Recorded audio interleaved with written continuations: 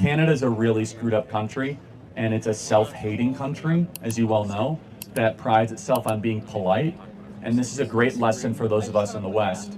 Your favorable characteristics of being polite, nice, and welcoming can also be your downfall. And you know that in Canada, right? Yeah. Super polite, okay, we're just gonna allow a bunch of foreigners to overrun our country. Super polite, we're not gonna allow anyone, we're not gonna have free speech. Canada's got a big problem. It does not have this, the Constitution, so you do not have robust free speech protections. You do not have Second Amendment protections, so the government is able to do whatever they want. I wouldn't want to be Prime Minister of Canada. I wouldn't last very long. But between Ottawa, Toronto, and Vancouver, you have some of the most liberal cities on the planet, as you well know. Canada, I think, is bringing in like half of its population in the next decade in immigrants. It's just not sustainable. I know. It's too bad. It was a once great country. Canada has fallen. I would basically allow Alberta to become its own country.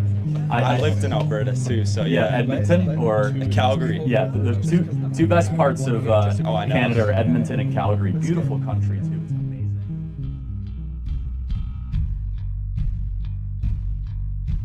Imagine a land bigger than Texas, with more oil than Iraq, Afghanistan, and Iraq, with hardworking people who still believe in things like God, guns, and freedom.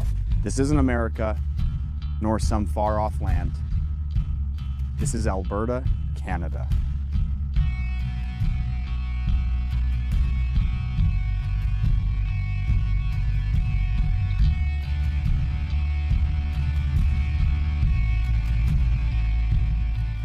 And right now, many Albertans are saying the unthinkable. We're leaving. A citizen petition now headed towards a 2026 referendum on a push for sovereignty, or even full independence, is gaining ground.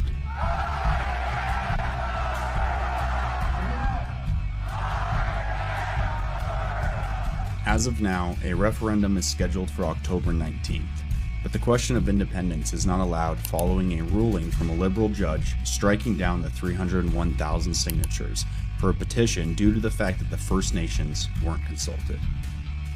The Premier, a Canadian governor basically, has the power to force the question on the referendum. Just under 60% of her party members believe in independence, putting her in a very sticky situation. So instead, while that goes to court, Premier Smith is including a secondary question on the referendum. The additional question will be, should Alberta remain a province of Canada? Or should the government of Alberta commence the legal process required under the Canadian Constitution to hold a binding provincial referendum on whether or not Alberta should separate from Canada? Which many feel is a cop-out, essentially having a referendum on if there should be a referendum.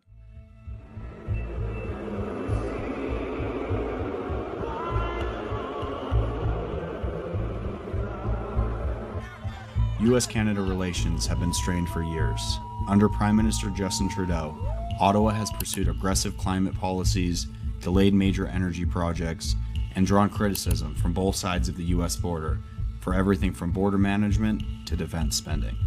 American officials and energy producers have repeatedly expressed frustration over pipeline approvals that move at a glacial pace and federal rules that limit Alberta's ability to export oil and gas south.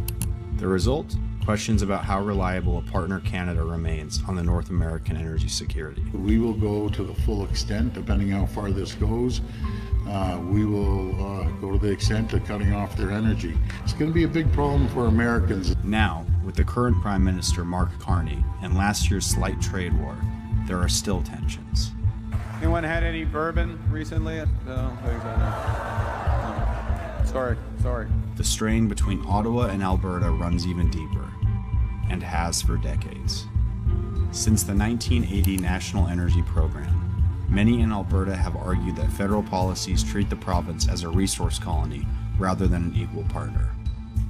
Every year, Alberta contributes an estimated $20 to $30 billion more in federal taxes than it receives in return.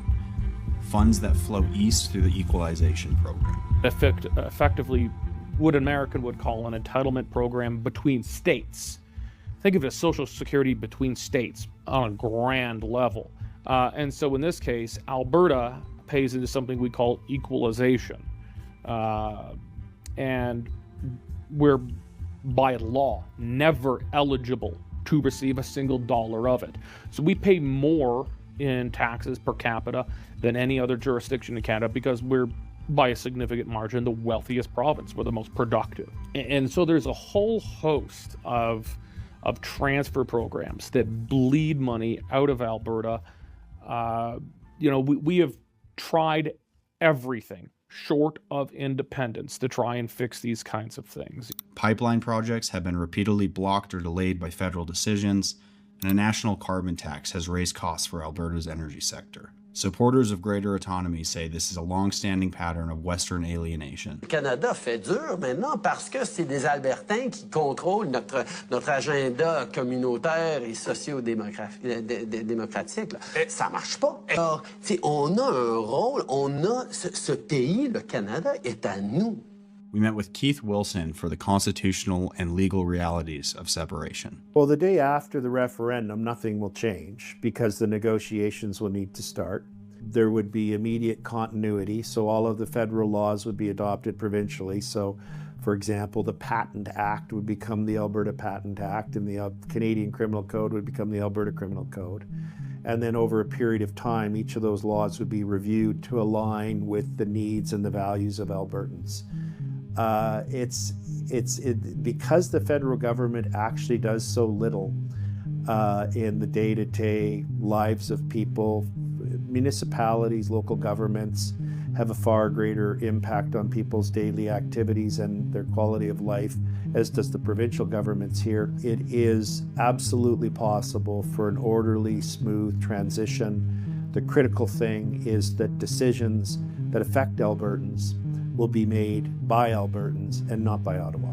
So what would a sovereign Alberta actually look like?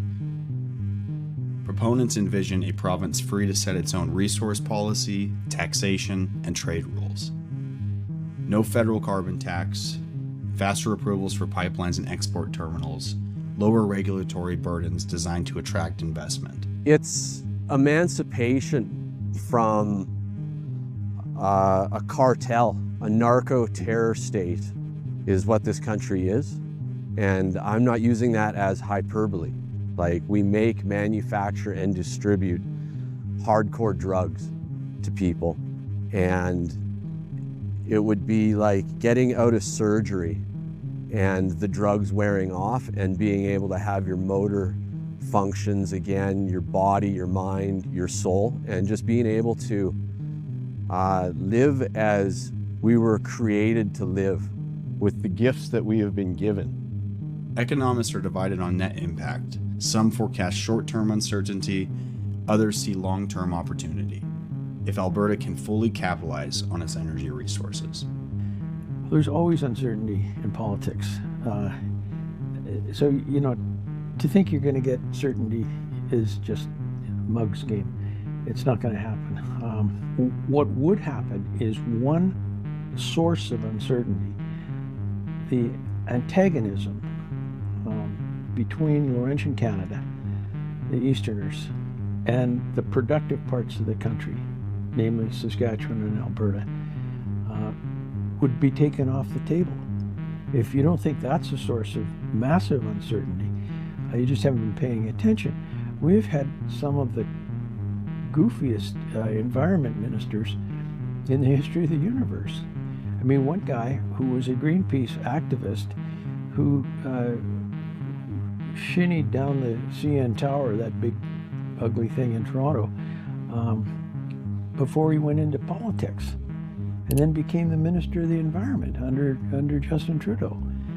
I mean, he had I don't know if he had a lot of mental issues, but he had some of the stupidest ideas that you could ever imagine about the danger of CO2 production. So, there's a source of uncertainty. If you have clowns like that in positions of power in the government of Canada. To understand how this story is actually reaching everyday Albertans and why the movement has gained such traction, it's worth looking at how independent Western Canada media has covered it. In 2019, our federal government gave newsrooms in this country $600 million as a media bailout because trust has been plummeting in media. And so the government's solution to that was to politically contaminate the newsrooms with federal dollars. But that's not the only way that newsrooms are funded in this country. They have a tax credit system that provides up to $40,000 per salary for every person working in a government-approved newsroom here in Canada. And just now, as the independence movement is reaching its event horizon and we're shifting into the campaign season of it, the government just announced $6 billion in a potential bailout to Canada's media landscape from what the SPLC is accused of.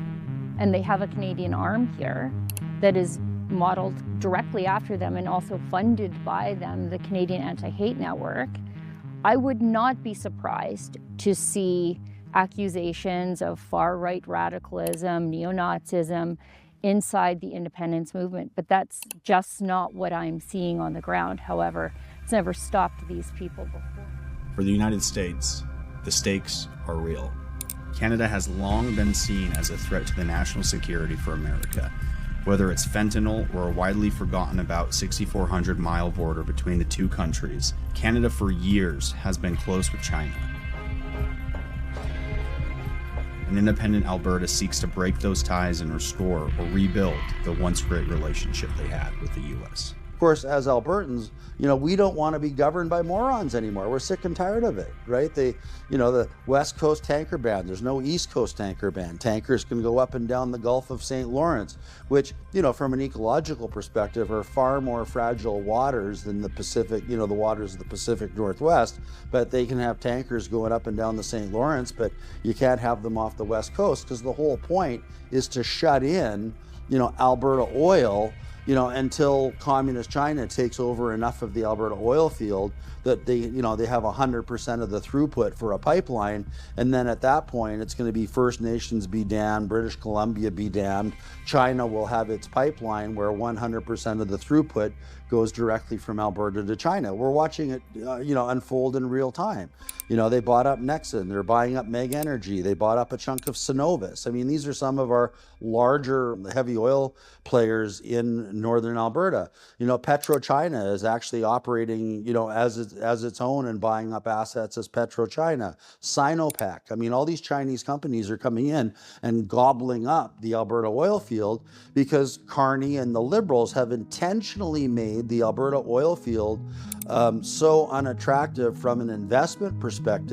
The only entity that's interested in buying assets in Alberta is China because they know they control the Liberal government in Ottawa. So the minute they own enough and they're ready to ship, then, all of these, the West Coast tanker ban will go away. All of these ridiculous production and emission caps are going to go away. I mean, look at China now. I mean, do they care about emission caps? Do they care about their CO2 output? Without Alberta being constrained, we'll become an even more reliable supplier to the United States of critical energy. It's beyond our role and our relationship as I see it, and I think as many Albertans see it, and an increasing number of Americans see it. It's obviously beneficial economically, reciprocally, but it's also in your national security interest because we are your largest strategic reserve of oil, and you can't bomb it because it's too far in the ground. So we are so important to the future and the security and the ability of the United States to maintain its important role as the most powerful country in the world. And what disturbs so many Albertans is that Ottawa wants to end that, wants to undermine that, and we reject that. And that's why so many will vote in support of independence this fall. Alberta already supplies a substantial share of America's oil imports. Proponents of independence argue a sovereign Alberta could fast-track new pipelines and direct trade agreements with the U.S., bypassing Ottawa entirely. Yeah, we're partners with the Americans because we share a culture, but I mean, at the end of the day, it's about the fact that we have oil and other resources that they want. We're open to trade, so they're not trading with us because we speak English, and though that helps. That can't hurt, right? That doesn't hurt, but Again, an independent Alberta doesn't change a lot of things. It actually changes nothing. There's no negative for our American friends. It just opens up like more opportunities. That could mean more stable supply, potentially lowering energy prices for American consumers, and stronger North American energy security. Share more in common with Americans than I do with Eastern Canadians. That's a fact. I mean, I've worked across the country, and it's been interesting to watch in the last several months how Eastern Canadians view their history with the Americans versus us, right? Like in Eastern Canada, they looked across to the United States across an actual physical border that had the St. Lawrence and the Great Lakes and stuff like that. Whereas here, like metaphorically speaking, I'm a little bit too far, but there was no border. There's no physical border between Alberta and Montana. It's literally an arbitrary line, the 49th parallel, right? I think as long as it is on the economic front, Albertans would very much welcome deeper integration with the United States. But I don't think most Albertans want to see a political integration with the United States. We don't want to trade one distant imperial master for another. I don't want Ottawa pushing transgenderism on my children, but I also don't want Washington sending my son to war to die for someone else. Canada itself was basically created with the stroke of a pen, signing an act. Alberta was created in 1905 in the same manner, just signing an act of Parliament. Our American friends were created through revolution, but because they were treated as a colony, their resources were being extracted and they were being treated unfairly by the Crown. Our revolution will not be bloody, but it will be at the ballot box in October. The net benefit to the U.S. remains a subject of serious debate. Ultimately, the debate comes down to whether Alberta, and by extension North America, would be stronger together or apart. But one thing is clear: the outcome will matter far beyond the 49th parallel. A more autonomous or independent Alberta could reshape North American energy markets, trade, and security. Americans have a direct stake in how this story unfolds.